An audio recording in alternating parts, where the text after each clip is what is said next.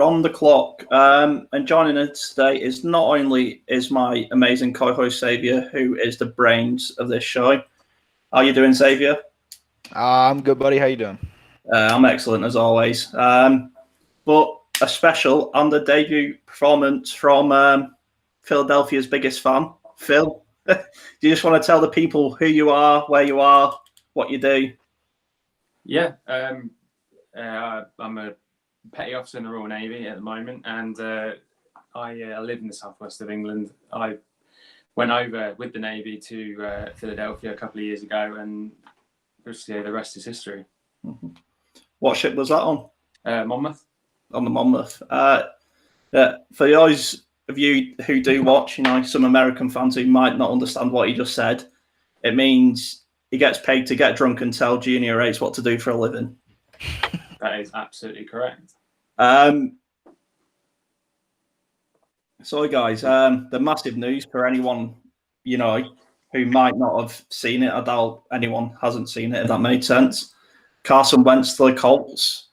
Definitely not my first choice. Xavier, was he your first choice? Not in particular. I really wanted Matthew Stafford, but hey, seeing as what options we had, I guess I'll take him. From the Colts' perspective, looking at it now,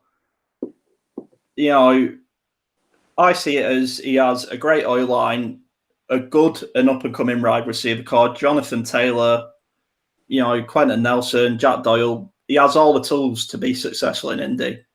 Is this going to be the stepping stone he needs? I believe so, especially getting him back with Reich. I think that's a big thing for him. He's talked about it a lot. He's talked about how much he loves that Christian connection they got. They share the same faith, stuff like that.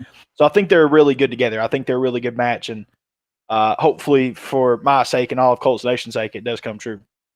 We have just lost Phil. Technology always works best when you need it. I'll see if I'm sure he'll be able to get back in at some point. I'll just chat with him.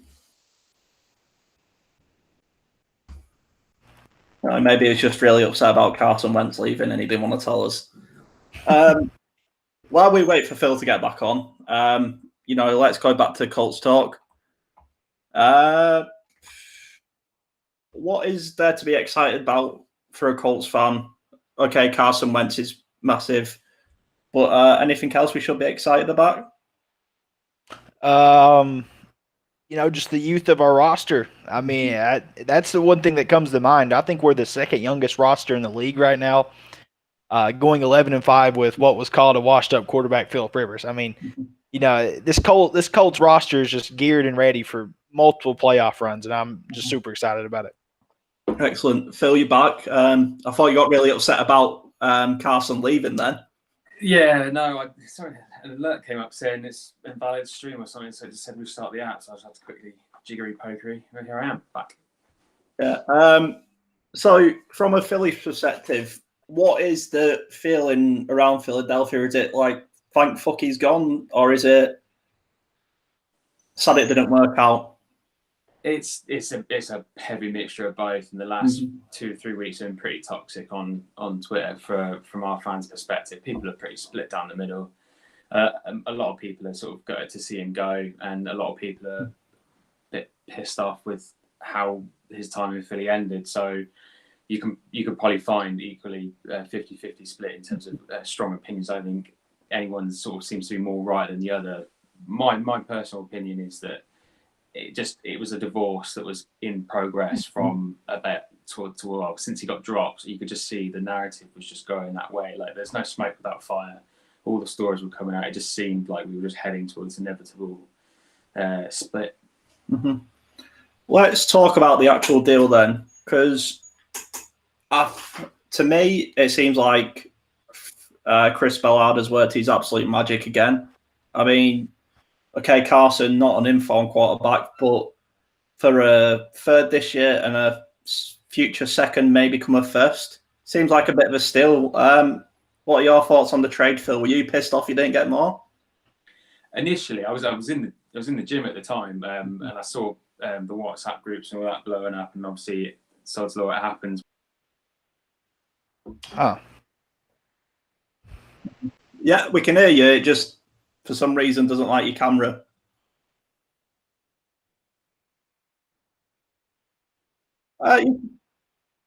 You can carry on.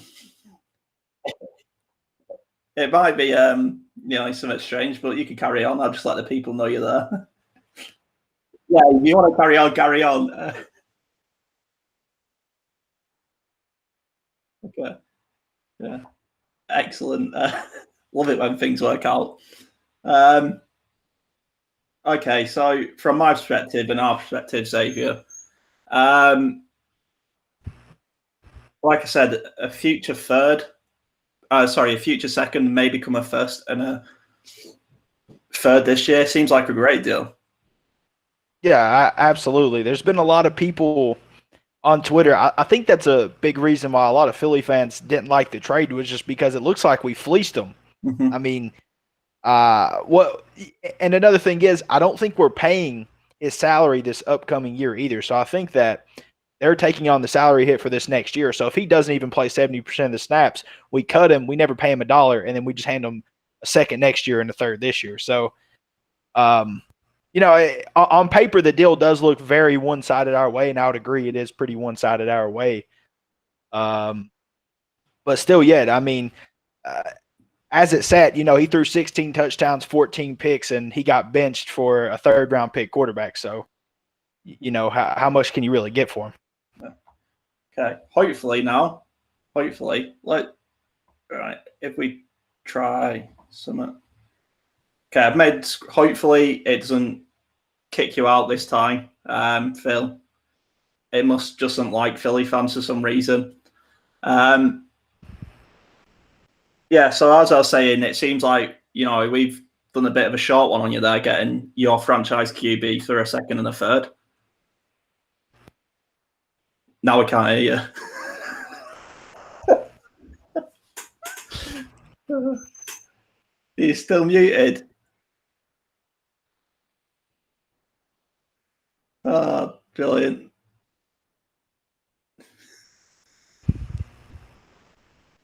Let me see if I do this.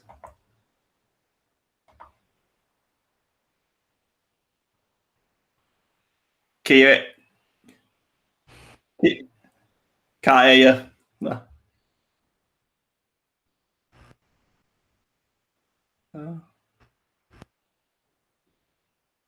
Right. Again, try and sort out the technical problems. Any luck, Phil? Can't hear us. Okay. I'll let Phil try and sort out his technical problems backstage while we carry on talking.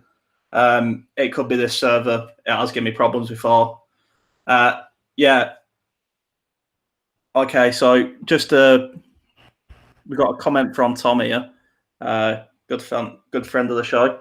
If Wentz can't make success of it with all the tools that the Colts currently have, then he deserves the criticism. But I trust the quarterback whisperer, Frank Reich. What do we make of that, Xavier? Yeah, I'd have to agree with you, Tom. I think that Frank Reich can turn him around. That being said, I really didn't. When I watched Carson Wentz play, there was times where it looked like we saw the old Carson this year. Like there's a couple of games where we saw it, but when he played teams like Washington and he gets sacked 8 times in one game, I'm sorry, I can't put that game on him. You getting pressured that much. That's he was getting pressured at a historical rate, meaning that he was on track to break the single sack or quarterback sacked in a single season record. He was very close to that, which I think Ben Roethlisberger holds at 71. So if he would have kept starting, according to the statistics of how it was going, he was going to break that. I mean, it's unfortunate. I mean, it happens. You really can't do anything about it as a Philly fan. 15 different offensive lines rotation starting. I mean, that's pretty ridiculous. I don't put a lot of the blame on Wentz. I put it more on Doug Peterson and Howie Roseman for doing such a shit job building that roster. It's just my opinion, though. Nice to see people are watching. Nice to see Brandon. I can see your comment. If you're still watching, let us know what you think about the trade yourself. Yeah, it's a crazy one, isn't it? Because you can go back and find multiple things I've said about Carson Wentz and why the fact I don't want him in Indianapolis. But I did a little bit of digging. He's now my quarterback. I am going to do a little bit of digging. And like we said, he's not going to get sacked 52 times in a season at Indianapolis or whatever it was. It's just not going to happen with Quentin Nelson, Braden Smith, and others there. I think Phil might be ready, hopefully. Any luck, Phil? Nothing. No. What I'll do, I'll kick you out, rejoin, see if you can get back in. If not, we'll have to sort them out for another time, Paul, because I don't want to waste your time if you can't get in. That's a bit shit because he was the main guest. Wanted to talk to him, but hopefully we can get him in. If not, we'll just arrange another show for Phil specifically. So let's talk Colts because they are on the clock. There are a lot of free agents roaming around at the minute. What free agents are you looking at, Xavier? I'm looking at Carl Lawson, guy that had a breakout year last year for the Bengals. He actually replaced a longtime edge rusher there that had been one of the better edge rushers in the league. Career 50 pressures a year guy. So I really like Carl Lawson. I can't believe they let him slip to free agency with the way he played this year. Perfect 4-3 defensive end, exactly what we need. We need a guy that's going to get off the edge, wreak havoc. Actually, there was some film I watched of him against Philly. No hate intended, of course. I'm not just singling out Philly, but he just did fantastic. I mean, his reps against Jason Peters were pretty much flawless. I understand Jason Peters isn't the same guy that he's been the last, 15 years of his career, but still yet, I mean, they were perfect. The punch, he had a repertoire of moves. He looked really good. And I'd love if Carl Lawson be on the Indianapolis next year. From Brandon, I like the trade, bro. Hopefully he balls out. Yes, and yes. That is what we are. We're all hoping. Especially for the price we got him for. It just seems like the right fit.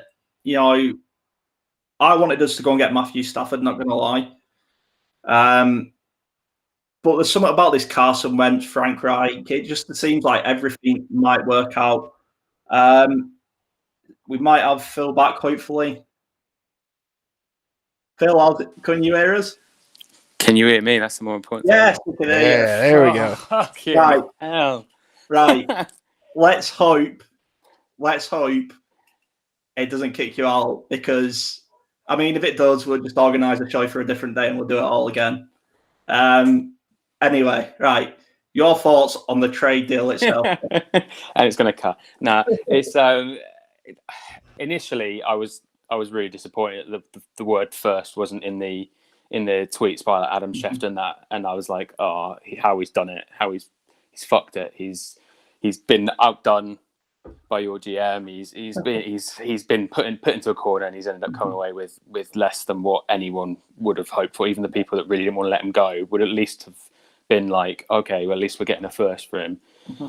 It's settled in, and now when you look at it, you're taking him on to be your main man. So in all intents and purposes, he's going to get the 70%, or the 75% and the 70% making the playoffs. So I think a lot of people now are sort of just assuming it's a first, and whether that's just to sort of make the pill a little bit easier to swallow, or whether they generally believe that. I think either way, we either get, I put it out on Twitter, and I think you commented on it as well, saying that we either get like a high second and a third, or a first and a third. So if he does well, we benefit. If he doesn't do well, we don't sort of lose out too much, but also we kind of proved a little right. If he doesn't, if he goes to the Colts and he doesn't perform, then Roseman's vindicated and he comes out the other side looking worse. So it kind of feels a little bit like a really shitty win-win kind of situation. Yeah, I think that's the thing. Most people, when they see trades, they want to see a clear winner. and a clear loser because it makes news, it makes tweets, it makes headlines. But with this trade, it just sort of feels like Carson Wentz needed a change of scenery. It wasn't working out at Philly. You've obviously just got Nick Sirianni from us. He's trust me, great coach. Comes up with some great offensive plays and really helps us out this season. So where are the Philadelphia Eagles? Because obviously you're going to trust Jalen Hurts now, or you're going to draft a quarterback. Well, that's the thing. With a GM that no one completely trusts, no one can be absolutely certain of anything. But I think the way that things have laid out, and like I said, I almost like the fact that it's a 2022 conditional second, maybe a first, because it then gives ample breathing room for them to confidently kind of go, there you go, you got 12 months. Yeah.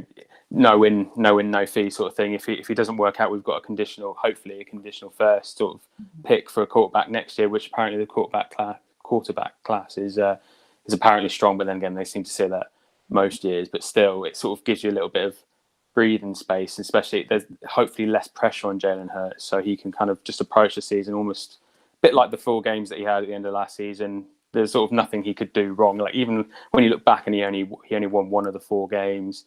His stats aren't that great. Generally, the feeling watching those 4 games was this guy just it felt electrifying. And I'm not sure if that was just because of the 12 games beforehand with Carson or whether he's done it, but it felt like a combination of the two. So I'm positive, and I think a lot of people now are resigned to the coming season just being a bit of a free hit all round. So the pressure feels off, so I don't feel as sort of anxious about the coming season.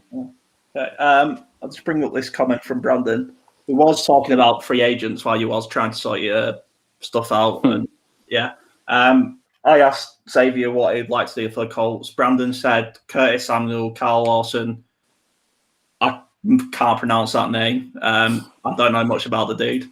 There are a lot of free agents and a lot of talent out there at the minute, Phil. Is there any the Eagles are going for or you think should go for?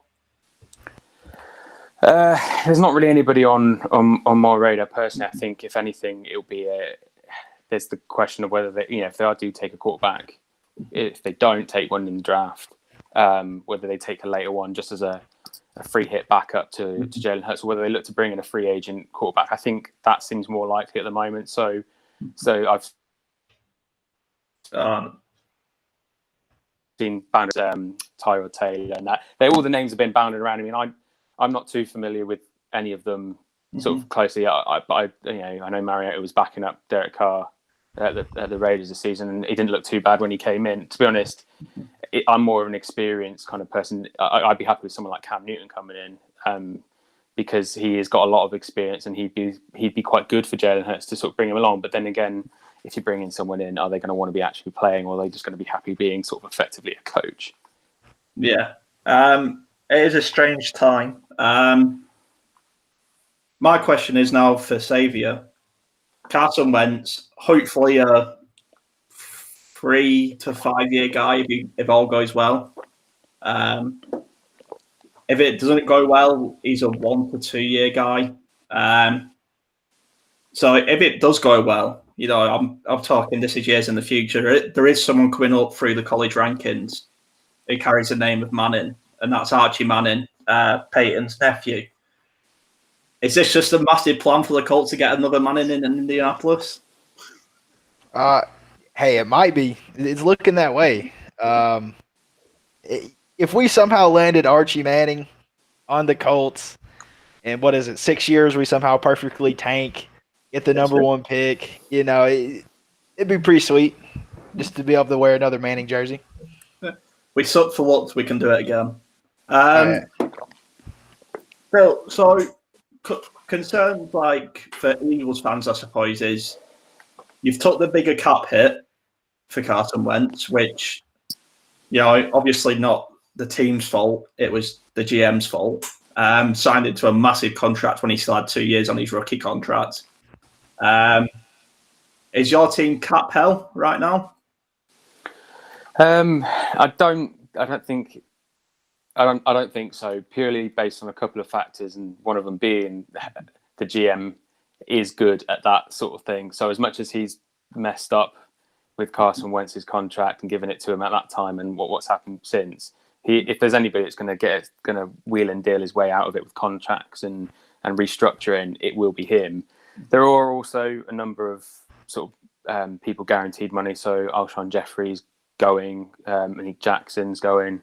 I wouldn't be surprised if Zach Ertz gets traded.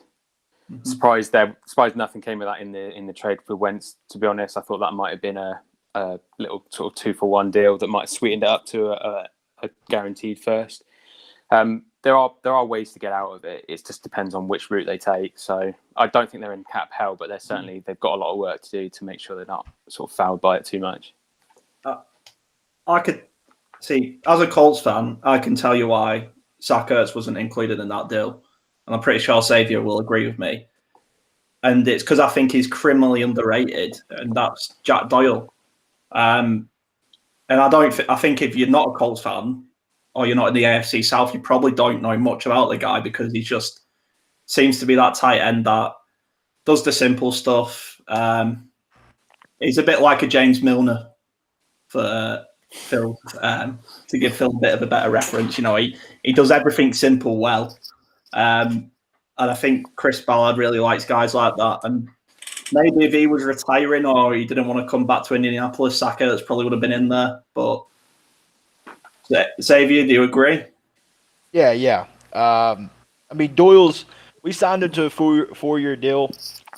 He's a beast. I mean, there's no other way to put it. You know, there's not many 6'6", 270-pound tight ends that move like him and move people off the ball like him. That's the biggest thing I like about him.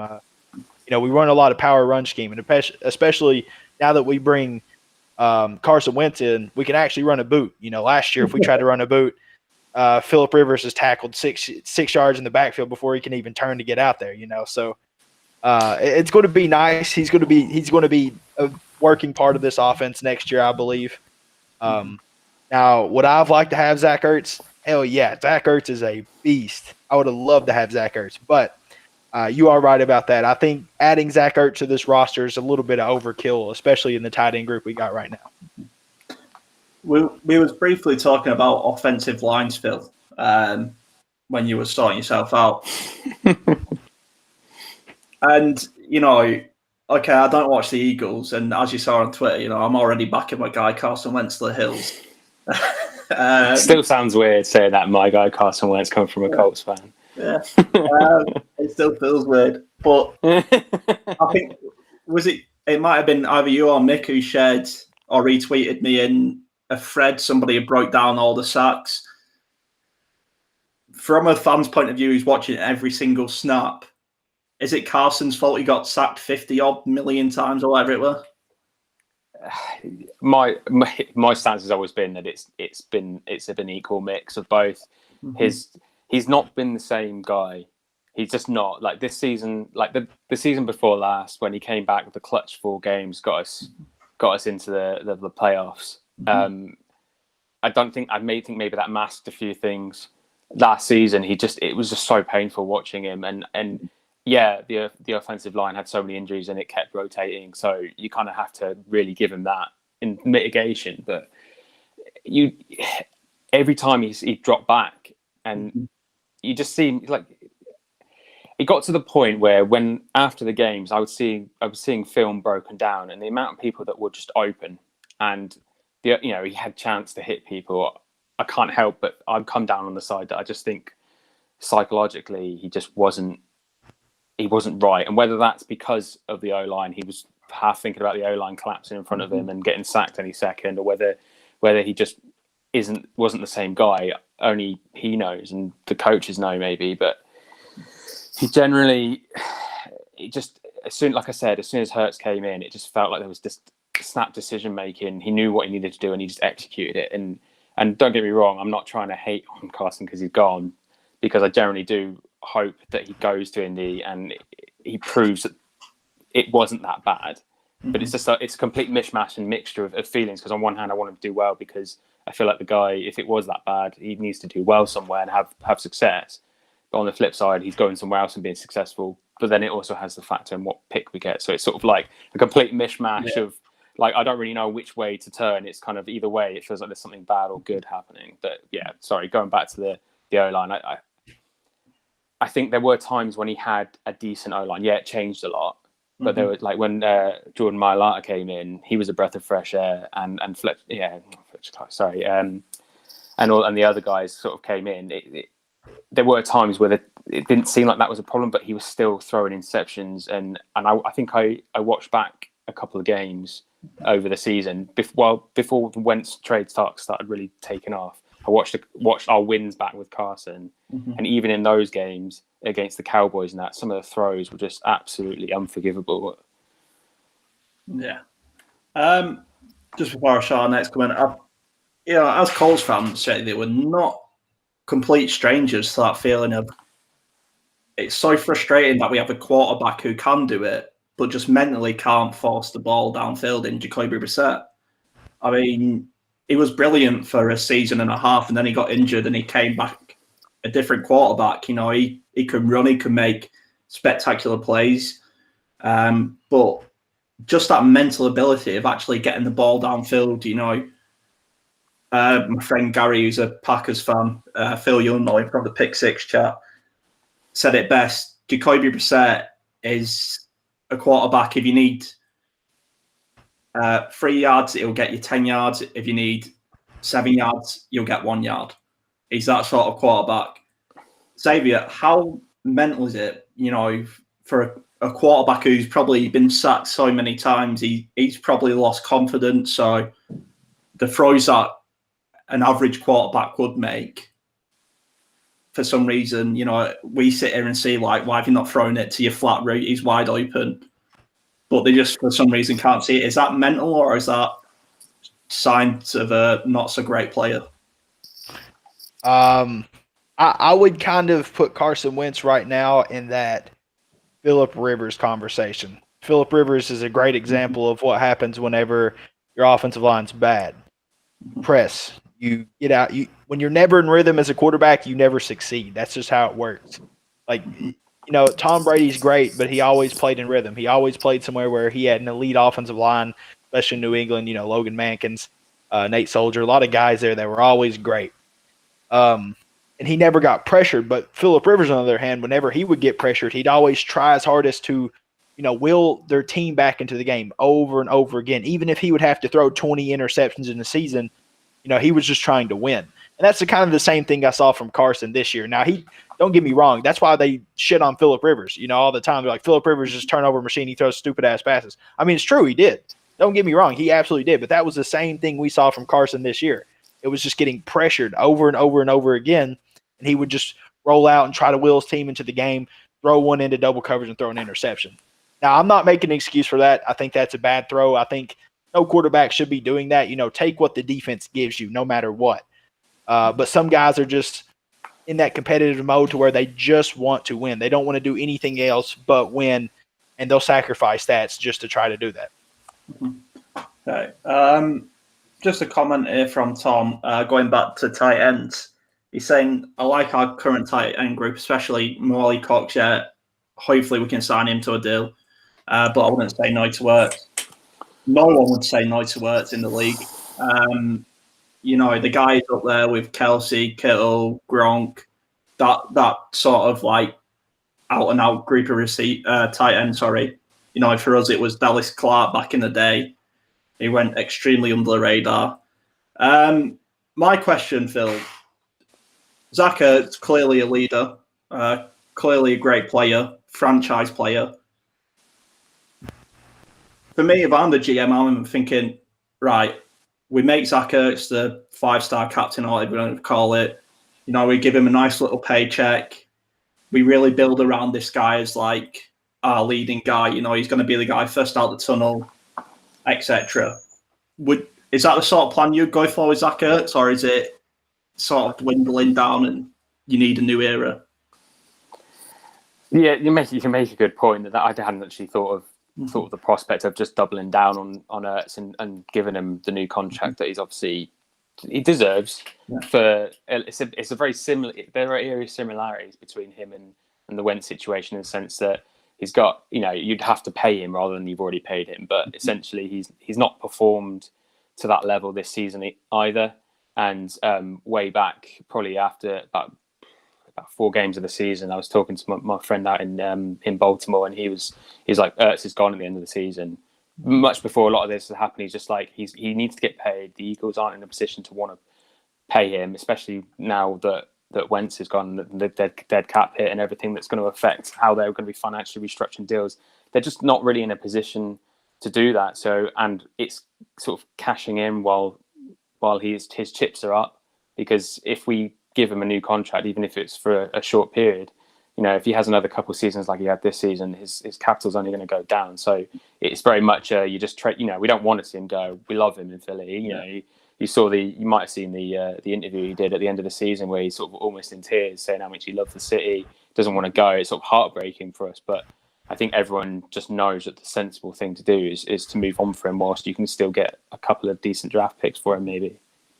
You could definitely get a first for him. Definitely. Where would you want to trade him out of division? I mean, you could probably get more from him if he sticks to your side of the ball. Where can you see him going more realistically?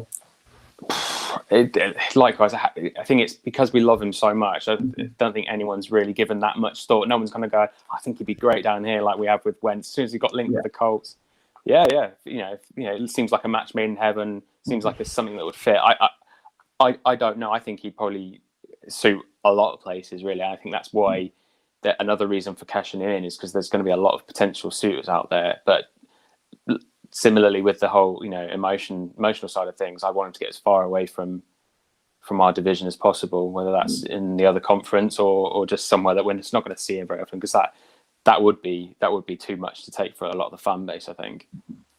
Yeah. Xavier, is there any teams screaming out for a tight end like Zach Ertz? There's a couple.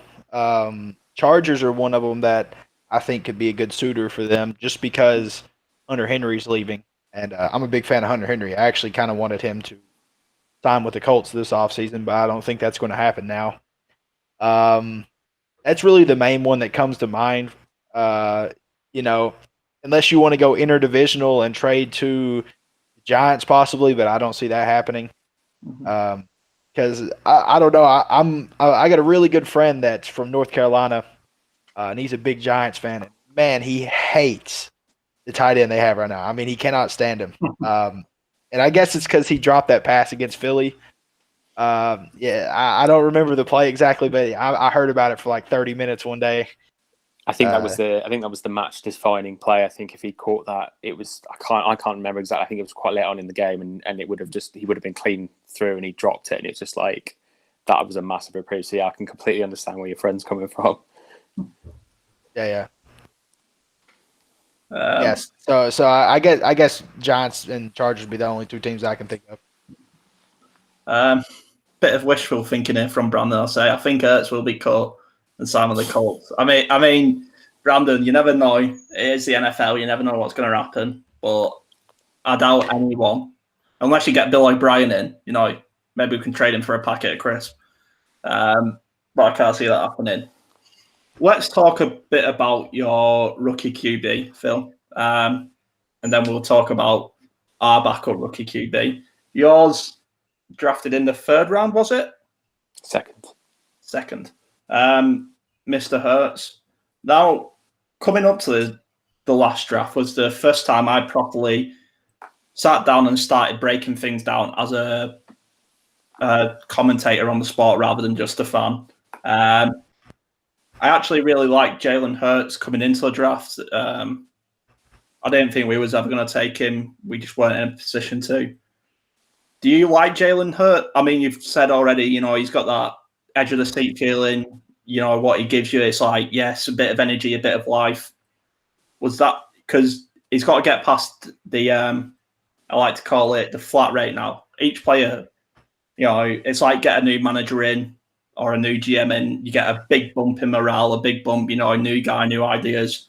And then all of a sudden things flatline. Can Jalen Hurts get past this flatline? That's the really big question, isn't it? That's on everyone's lips. From both sides, the people who are still in Wentz's camp and the people that were banging on for Hurts all along. Everyone's sort of worried that whether that 4 games or what it means. Like I said, the stats for it weren't particularly impressive, but the feel of the games were electrifying. It was just every time he snapped the ball, I just felt like and I was watching a video earlier. It's just the way he was throwing the ball, just on the back foot, and he was just hitting. And I think JJ Arcega-Whiteside, who I made a prediction at the start of the season saying he wouldn't get on the field because he was that bad in the previous season and the Eagles were in such disarray. Jalen Hurts got him in double coverage in the gut and like literally managed to get his only completion, I think, of the season. It was an absolutely phenomenal pass. So I think he's definitely got that natural ability, and I think his backstory of getting cut and then transferring and then getting into the draft sort of that way, it didn't look good at the start, and our fan base was sort of calling for Howie's head, like drafting a QB. And in hindsight, it's caused all this, and the so what is that Wentz is now no longer in the team, which no one envisaged at the time. But I think I believe he does, but I am completely with you on that. I call it the new manager bounce, isn't it? So sort of thing. Every time someone comes in, the team sort of elevates itself up. Yeah.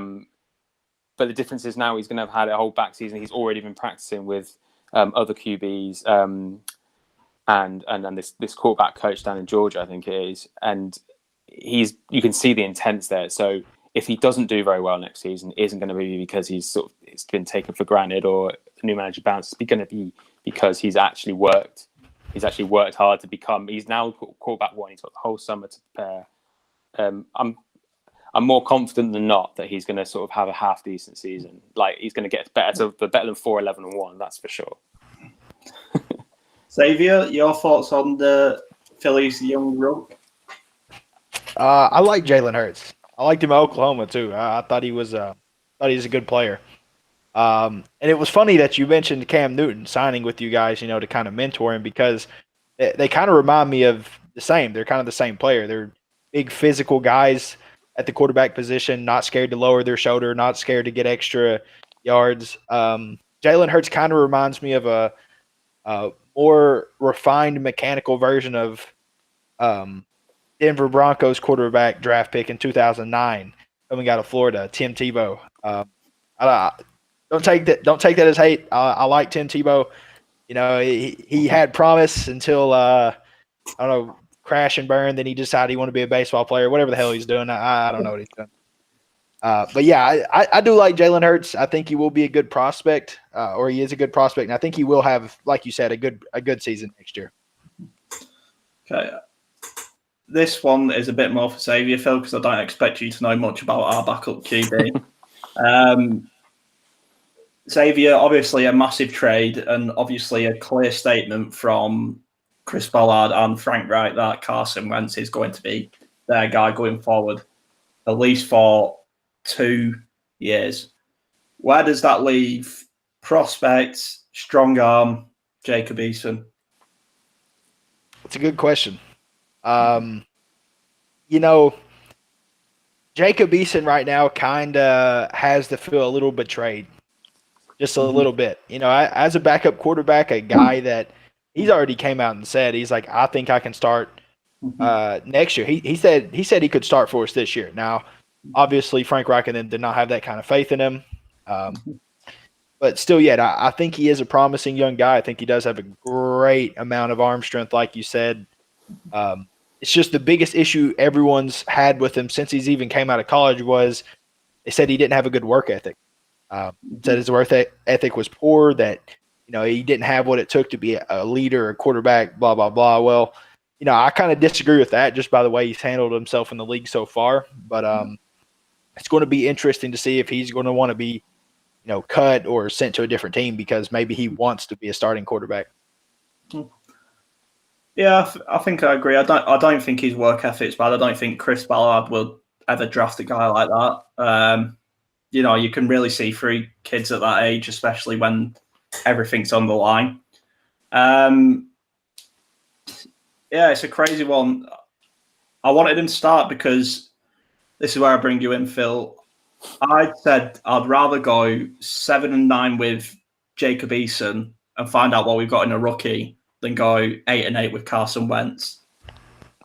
Is that sort of how you felt coming out of this deal? Yeah, you're comparing it to sort of how I feel about going in with Jalen Hurts. Yeah, I get it. If Wentz was still in the camp, or there was no trade rumors, and it was a case of we're heading into this season with two of them, I was dreading that, and I think I was always in the mind that we did it when Next Man Up did a pod. I said to the guys, I'd be more disappointed seeing Jalen Hurts go to another team and be successful than I was Carson Wentz, just because of the prospect and the upside and the downside that we'd seen with Carson. I was like, if Carson goes somewhere else and he's successful, then yeah, it was us. We were the problem, and the situation was toxic. But if Jalen Hurts goes somewhere else, you've then got 10, 15 years of a successful quarterback in another team thinking, why did we stick with Carson Wentz? Why did we stick with him? In that regard. So yeah, I completely understand that side of things. But the difference between the Eagles and the Colts is that you're very much in a position to win now more than we are. So you maybe don't have the luxury of taking that gamble. Like we have, like I said, we've got 12 months. Hurts can go 0-16. Nothing's going to change for what we've got. Contingencies now. We've got picks next year, so we can take that luxury. You guys are very much, you've got the team, you just need the quarterback. And if Carson Wentz does turn it around, then people are sort of touting you in the Super Bowl contention already. It's just the way the teams are set up right now. Xavier, are the Colts Super Bowl contenders? I believe so. I believe it's my firm opinion that I think Carson Wentz is going to be a great player. I think that coming back into Reich's system, which kind of oversimplifies things for the quarterback, is really going to help him, because Carson Wentz never was an elite reader of the field, and playing in Doug Peterson's offensive scheme, which was, I'll be polite about it, pretty shitty. It's hard. It's hard for him. It really is.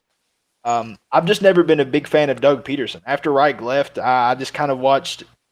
Every time I watched the Eagles game, it's like their offense was just, no one ever seemed to know what they were doing. It was just weird. Their defense, however, it did look good. I like the defense. Defense did a great job.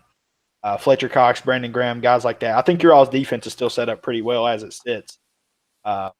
It's the only coach that we've retained is the defensive line coach, I think. So Jeff Stoutland. So it just shows that was probably the only part of our team that was good. And you very well might be right. I think listening to what you're saying, it's sort of stirring the cogs in my brain, going, actually, yeah, it's very similar to the fact that Doug Peterson was a good head coach when he had Frank Reich under him to sort of to do all that sort of stuff and come. I don't know how much what the dynamic was like, but essentially it's kind of the narrative. The way things are playing out is that if Carson Wentz really wants to go there and Frank Reich really wants him, then clearly there's something in that narrative, and maybe Doug Peterson wasn't as good a coach as it made out to be.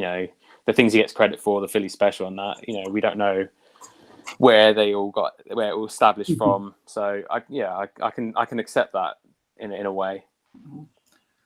I can tell you what that started. That was Frank Reich's play. And I'm not just saying that because he is the Colts coach, but watching the red zone and goal line offense this season, you see very similar plays with Trey Burton, who I believe was the guy who threw the ball or something.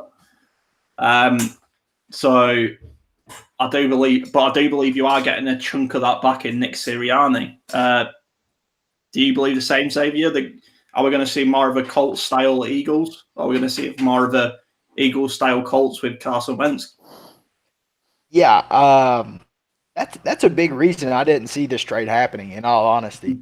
The fact that they bring in Nick Sirianni, who is Frank Reich clone, damn near it. He's the same player. He designed plays the same way Frank Reich designed plays. Like, he literally went under Frank Reich's wing, learned everything he knew, and then was carrying it to the Eagles. So once they fired Doug Peterson, I was like, well, shit, they gave up on Peterson. They're going to keep Wentz. And then they're going to hire Sirianni. It's like chess moves. I was sitting here, I was watching, I was like, oh, shit, man. Eagles Howie Roseman knows what the hell he's doing. And then they trade him, and I was like, what the hell's going on? Why are you giving him to us whenever you just took Sirianni? The whole way it was set up there, I was just pretty much, I was for sure thinking that they were just going to keep Sirianni. They're going to let Wentz stay, and then the Eagles were going to be a competing team again next year. But that's not what happened. I guess everything doesn't work out the way in your head as you think it's going to, but still, really weird moves there from Roseman. That one. It's not the first time I've heard that. A Philadelphia sort of calling for Roseman's head. Is this his last season? They always seem to be calling for his head because ultimately he's the one making the decisions. There's something about it that's just to me that giving him a contract may have been a mistake, but maybe he had just had a bit of a clutch 2018. In terms of he brought up, they don't want to lose him. He's your franchise quarterback. You had to make the decision to pay him. So I'm not so much saying that they decided to do that thinking that they weren't sold on him. Things have happened since. He got injured. He got hit again in the playoffs.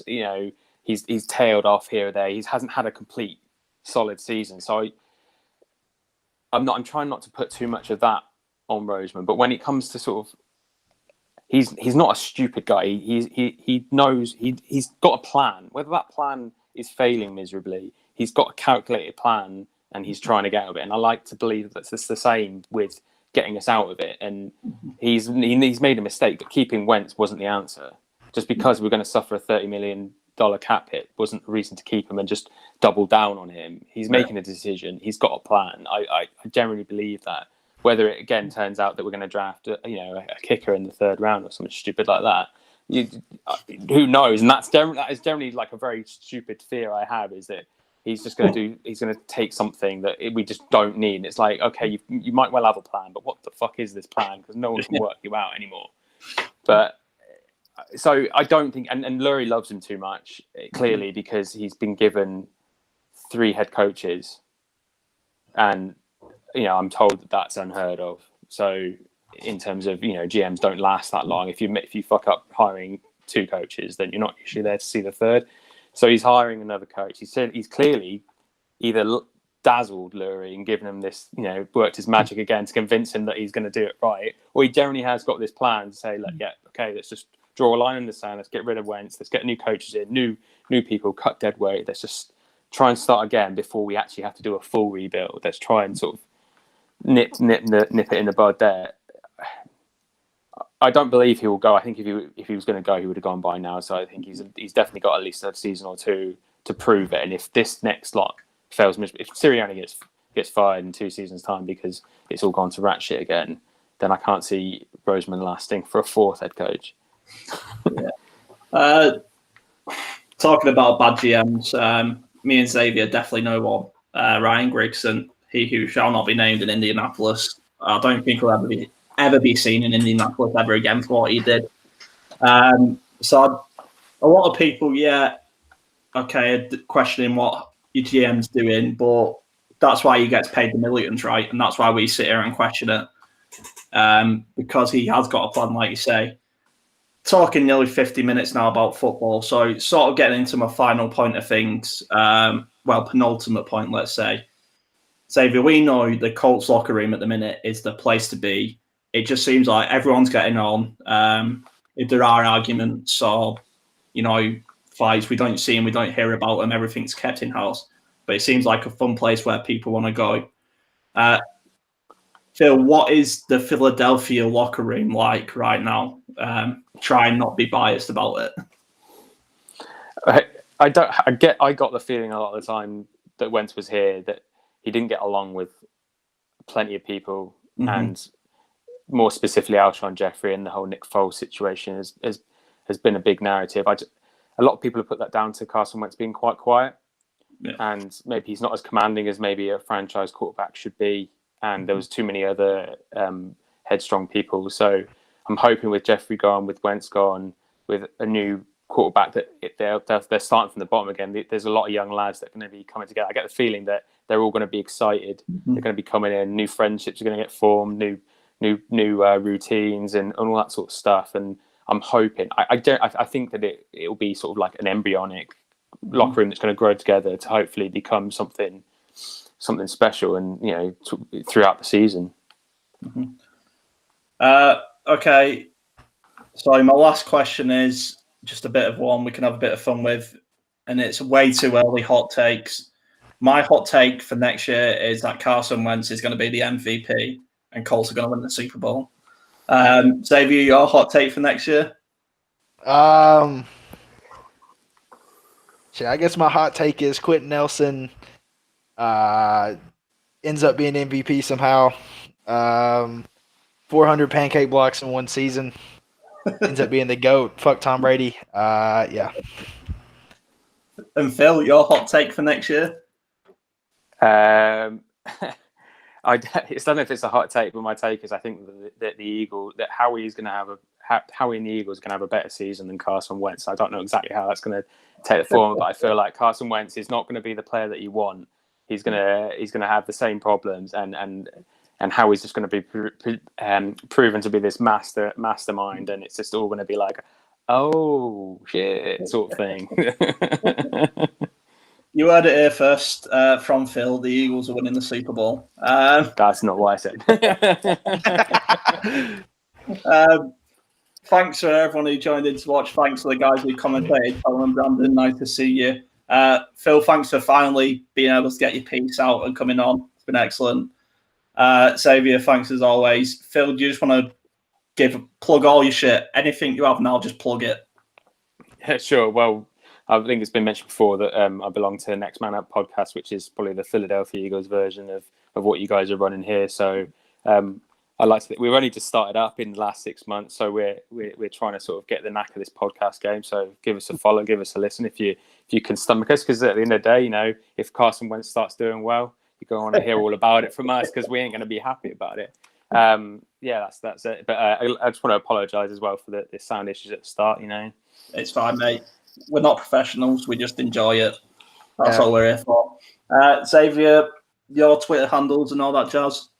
If you want to find me on Twitter, you can find me on Twitter at on the HOA. YouTube at High Octane ANALYSIS. That's analysis. And that's it. Excellent. Thanks for everyone for watching. Thanks for everyone who's going to watch. If you got this far, well done. It is the off season, so I understand content is hard to come by. We'll plan another show. I'm sure we'll get the guys back on. I'm sure we'll get more of the Philly group on. Just to have a laugh when we've won the Super Bowl with Carson Wentz. See you later, everyone.